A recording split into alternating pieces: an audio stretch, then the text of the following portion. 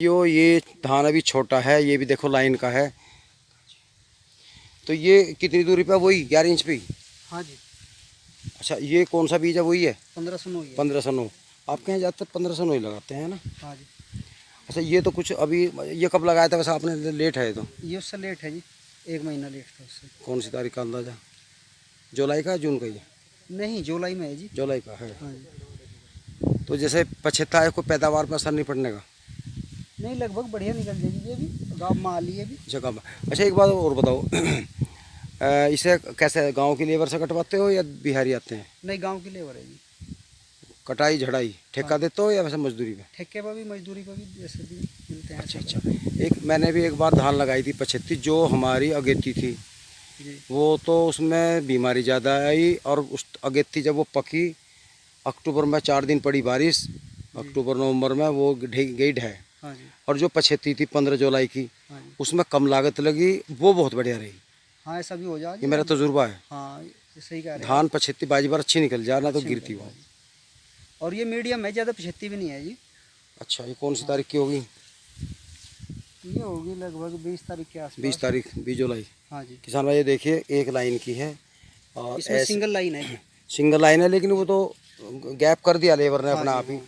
इसमें आदमी घूम सकता है आराम से। हाँ, वो पहले वाले क्योंकि गैप खेत तो में। वे बनाते ही हैं, हर पेड़ जो है कोई 6 एंगल पे, कोई एक दलहान पे बोया जाता है।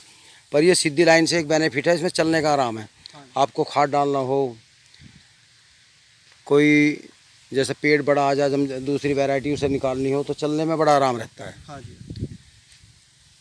तो जैसा आप ये बो रहे हो मुंजी और गन्ना भी बो रहे हो और आड़ू भी, तो आपको कौन सी फसल ठीक लगी किसान के हित में? हित में तो सारी हैं जी, जो मतलब किसान को सारी बोनी चाहिए। सारी बोनी चाहिए, एक फसल के पीछे तो गलत है। जैसे कई बार किसान गन्ना काट कर गन्ना बो दे, और एक किसान फसल चक्र बनाता है, गन्ना काट के गेहूँ बोगा, गेहूँ के बाद चारा, चारे के बाद असोची, तो वो तुरंत पलट में जो गैल गैल बोया वो ठीक रहे, या फसल चक्र वाला? फसल चक्र वाला बढ़िया है जी, इसमें गन्ना अलग ही होगा। इसमें ये काटने के बाद सरसों बो, सरसों का गन्ना करो। कुछ हमारे किसान लोग सोचते हैं कि अगर तन और फसल बो दी तो तेरे गन्ने का एक सीजन खराब हो जाएगा, देह गन्ना, इसी चक्कर में हमारी पैदावार घट गई। नहीं, तो वो वही क्या सही है जी, अगर 20 साल तक गन्ने पर गन्ना कर रहे हैं, वो उसे अच्छा मान रहे हैं, वो तो हाँ, वो घट गई। घट गई है। किसान डोज बढ़ाते जा रहे हैं, पैदावार घटती जा रही है। उसे ये नहीं पता हमारा खर्चा कहाँ जा रही है। कहाँ जा रही है? तो किसान भाइयों, सबसे बढ़िया है आप एक फसल बो, उसकी पेडी 2 बार रख सकते हो, 3 बार रख लो। जब तीसरी बार रखी जा, उसे ख़त्म करके उसके बाद में आप गेहूँ बो सकते हो। फसल चक्र तो बहुत जरूरी है जी। गेहूँ के बाद में चारा बोलो, चारे के बाद में फिर गन्ना कर दो, हाँ जी, या आड़ू बोलो। बिल्कुल। अगर गन्ने के बाद में, अगर आपका दिसंबर में, मतलब कई बार ऐसा करते हैं हमारे किसान भाई, अक्टूबर में गन्ना गन्ना गया, उसमें आलू बोआ दें, हाँ जी। आलू के बाद फागना कर लो, तो बहुत तगड़ा गन्ना होता है। हाँ जी। तो फसल चक्र बनाना चाहिए। फसल चक्र का अंतर मैं आपको दिखाऊं, ये खेत देख लो कितना अंतर है। चलो सिर देखते हैं गन्ने का। भैया इन्हीं भाई का एक खेत और है पास में गन्ने का, और ये देखिए क्या ज़बरदस्त है। ये टंच भी दिखा 28 इंच का। ये 28 का है जी। भैया ये देखिए क्या ठाड़ा एक है पौधा, पेडी। ये पौधा है जी। भाइयों पौधा है, आप देखिए, नीचे बढ़ना पड़ेगा मुझे भी। भाइयों अटल टप गन्ना खड़ा है। दोस्तों 28 इंच पे है, और मेड़ लगी इसकी, तो अभी 2 मेढे बांधे हैं। अब ये यहाँ और एक बार बांधा जाएगा, और इसके बाद भी अगर ये नहीं रुका तो ये मेढा और ये मेढा परला 3 भी बन सकते हैं और 4 भी बांधे जाएंगे। हाँ जी। और अभी ये सितंबर है, और ये मेरे ख्याल में फरवरी मार्च से कम पहले नहीं जाने का। इस खेत में पहले मुंजी थी जी। अच्छा। और मुंजी के बाद सरसों करी, और अच्छा। सरसों का गन्ना करा। यह सोचिए फागण का? नहीं जी, फागण का है। फागण का, हाँ, सरसों के बाद सरसों के हुआ है। बाद में। तो ये फसल चक्र का ये फसल फायदा। चक्र का अंतर है। देख लो भाइयों कितना तगड़ा गन्ना खड़ा है। मेरे ख्याल में 9-10 फुटा गन्ना इस टाइम हो गया इसमें, जबकि ये साधारण विधि से बोया गया। हाँ जी, साधारण। तो आप दोनों तरह का बोते हो? हाँ जी। जैसा मौका लगा वैसा कर लो। हाँ जी। लेकिन इसमें गन्ना बारीक है टच विधि के मुकाबले। बारीक तो रहेगा जी। हाँ, बारीक है। हाँ जी। तो दोस्तों, गन्ना अच्छा लगा हो तो ज़रूर लाइक करना, फायदा मिलेगा। हाँ जी, बिल्कुल। तो किसान भाइयों, मैं आज बसेड़ा गांव में हूं, और यहाँ के किसानों में और हमारे गांव के किसानों में अंतर है। यहाँ की फसल मुझे अच्छी लगी। हमारे यहाँ धान कोई नहीं बोता, और यहाँ देखो धान भी खड़ी है। और लाइन वाली जो हमारे ये डॉक्टर लोग बताते थे उस विधि से इन्होंने वो रखी है। इसका लाभ आपको मैंने बताया। और अब यहाँ से आगे बढ़ते हैं। किसान भाइयों, ये 28 इंच का गन्ना है, लेकिन इसमें एक नया तरीका आजमाया किसान ने। इन्होंने देखो पहले 4-4 गांडे, एक कखुड़ बंधवाया, एक कखुड़, ये देख लो, एक कखुड़ बंधा हुआ है। तो जैसे हमारे यहाँ क्या करते हैं, पैसे के लालच में कोड़ी भर के एक बार में 1-2 खुड़ बंधवा दें, और ये कखुड़ बंधा, तो इसका क्या फ़र्क पड़ता है ये बताओ मुझे आप। इसका लाभ यही है, थोड़ा जल्दी बन जाएगा, केला सिर नहीं बंधने का। और उसके बाद अगर ऐसा नंबर आ जाए, गिर जाए, तो इसे उठाने में या मिलाने में आराम रहता है जी। हाँ, एक आराम से उठ जाएगा। हाँ जी हाँ। अगर ये गिर गया तो दिक्कत पड़ेगी। दिक्कत रहेगी। लेकिन ये इसमें खर्चा बढ़ जाता है वैसे। एक बंदाई फालतू हो जाए, एक बंदा फालतू हो जाए, मतलब ये छोटा बन जा। हाँ जी, कुछ छोटा बन जाएगा। फिर अगर गिरता होगा तो भी नहीं गिरता, सपोर्ट मिल जाती 3-4 घंटों हाँ, थोड़ी सी मजबूती आ जाए, मिल जा, और उसे टाइम मिल जाए बढ़ने का, सिर नहीं बंध पाता। तो इसका मतलब यह बढ़फार भी बढ़ती होगी इससे। हाँ जी भाई ये देखिए, फागण का गन्ना है, फागण का ना, हाँ, फागण का है। बहुत सुंदर खड़ा है। और सबसे अच्छी बात है कितनी सफाई है इस खेत में। देखिए कोई भी गांडा गिरा नहीं है। आप सारे खेत में घूम लीजिए,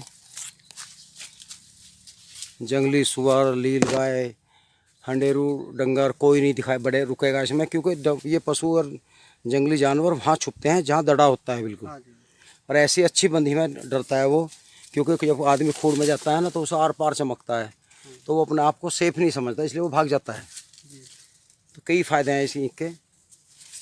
बस यही है, टंच विधि में भी एक फ़ायदा है, उसमें बांधने की ज़रूरत नहीं है। और हमने तो भाइयों 1 खुड वाली टंच विधि पास की है इन भाइयों की बात सुन के। एक या तो अच्छा, एक बात बताओ, मैंने कई जगह देखा ये जो लेजर 3 खुरपों का हो हमारा, हाँ जी। कई किसानों ने बीच का खुरपा खोल दिया जी। और वे 30-60 इंच पे कर दिए, तो 5 फुट पे हो गए। हाँ जी। तो उससे लोग गन्ना बोते हैं बाजा बाजा किसान। उस लेजर से गहराई कम बनती है। अच्छा, गहराई नहीं बनती। गहराई कम बनेगी, और जब गहरा चलाओगे तो उसमें पंखा छोटा होने की वजह से मिट्टी डलती रहे। तो इसका तो अलग ही चाहिए गहरे वाला। हाँ जी, बो सकते हैं। शुरू में हमने ऐसा ही करा, जब ट्रेंच का लेजर नहीं था अच्छा, तो सादे से भी बोना पड़ा। तो उसकी पैदावार फर्क पड़ा या वो सब मतलब गिर गया जल्दी? मजबूती का फर्क है थोड़ा सा। अगर गन्ना 1-1.5 फुट दब गया फिर नहीं गिरता। हाँ, फिर उसी जड़ जरा खंबे की जड़ पक जा हाँ, ना, मजबूत हो जाती ये होता है। है। यही अंतर है जी। लेकिन अगर इतना बजट नहीं है किसान तो उससे बो सकता है, हाँ जी हाँ। थोड़ी मिट्टी ज़्यादा चढ़ा ले। हाँ जी, अब तो ज़्यादातर हो गए ट्रेंच के लेजर भी। हाँ, लेजर हो सभी गया। जगह तो हो गए। किसान जो है मरा हुआ है यंत्रों से। हाँ जी हाँ। एक सरकार की स्कीम बना दी, हाँ जी। एक समूह बनाओ, समिति, जी जी। समिति में एक हरिजन औरत होनी चाहिए। बताओ बेचारी जब वो खेती नहीं, वो क्या करेगी। समूह तो घर ही नहीं बन पा रहा जी। हाँ, घर में नहीं होते, 2 भाई हैं वे साथ जने रहते। अब सरकार के नए कानून है, मतलब सरकार का मतलब ये है सब्सिडी दे रहे, रुक्का मचा ढिंडोरा पीट दिया, हाँ जी हाँ। बस ले कोई पाएगा नहीं। बिल्कुल जी, बिल्कुल। 3 वे चाहिए, अध्यक्ष, सचिव, कोषाध्यक्ष, जिनके नाम जमीन हो। एक घर में 3 के नाम नहीं है, पड़ोसी को ले लो, जब वहाँ चेक कटेगा ना बैंक में, वो पड़ोसी का भय बढ़ जा। 4 किसानों ने रूटर ले लिया जी एक। अच्छा जी। रूटर लेके साझे में ले लिया, भाई ट्रैक्टर सब पे है ही, एक रूटर ले लो, अपना जुताई हो जाएगी। अब उसमें हो गए खुरपे खत्म। नंबर आया खुरपे गिरवाने का, कहने लगे भाई खुरपे को मैंने तो चलाया ही नहीं। हाँ, तो मैंने खेत तो 2 ही बाए। हाँ बताओ। ऐसे ही खड़ा रूटर, आज किराए से बवा रहे।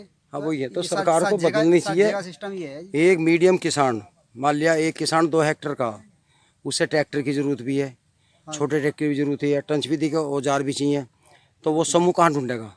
तो सरकार को ऐसा करना चाहिए, पटवारी को गांव में भेजे, या पटवारी से लिस्ट ले ले, गांव में पंचायत हो प्रधान के यहाँ, कि भैया बताओ इस लाभ को कौन कौन लेना चाह रहा। तो जिसे जरूरत होगी वो हाथ उठा देगा। हाथ भी उठा देगा, करने वाला तो उठाई देगी। हाँ, उठाई देगा। अब बताइए, मेरा भी जी कर रहा था लेने को मल्चर को, कहाँ से ले मैं। हाँ, महंगा है जी। जिस आदमी ने समिति बनाई है उसने पता नहीं किसी को रिश्वत दी है, कैसे वो समिति में लोग तैयार हुई है। तो सरकार से कोई आदमी सुनता हो तो भैया इस स्कीम को बदल दो। किसानों को आप लाभ चाह रहे हो, लाभ नहीं चाह रहे, किसान रुष्ट हो रहे हैं आपसे। वो इस सरकार का ढर्रा पहली का था, वो अब दोबारा हो गया। ये समिति का चक्कर ख़त्म करें। जिस किसान का बॉन्ड है या बॉन्ड नहीं है, वो आड़ू की खेती कर रहा है, उसका गन्ने का बॉन्ड तो मिलने का नहीं। हाँ जी। उसे आड़ू की मशीन दिवा दो, आड़ू खोदने की, बोने की ऑटोमेटिक मशीन है, कंप्यूटर, मांझा, ट्रैक्टर, मल्चर, एक वो मट्टी पलटने का डिस्प्लाव क्या बोल रहे हैं, अब वो दिवा दी 0 टिल मशीन, एक वो धान के खेत में। अजी इधर सरदारों के बड़े बड़े फार्म है, उनकी ज़रूरत है। अभी यहाँ 2.5 बीघे वाला कहाँ इतनी धान बो रहा, मशीन है 2 लाख की, वो घरों सड़ रही। यंत्र वही मिलना चाहिए, इसकी ज़रूरत है जी। तो भाइयों आपको मेरी बात अच्छी लगी हो तो ज़रूर कमेंट करना, और सरकार को ये बात बताओ, कोई जाता हो लखनऊ वगैरह, माननीय मुख्यमंत्री जी को भी बताओ कि आप जो ज़बरदस्ती ये चीज़ दे रहे हो, ये बिना मतलब कि जिस किसान को जिसकी आवश्यकता है सारी चीज़ों पर को दे दें लिस्ट, किसान 5 या 7 चीज़ जो है छांट ले, जिसे आवश्यकता हो किसान को वो दिलवा दो। अब बाजे किसानों के 3-4 जो सामान है वे गड़न लग रहे, 1.5 लाख का सामान 20,000 में मिल गया, 3 साल पीछे वो कबाड़ी में जाएगा, ना वो उधर करा ना उधर करा। तो ऐसा ना करें। नमस्कार।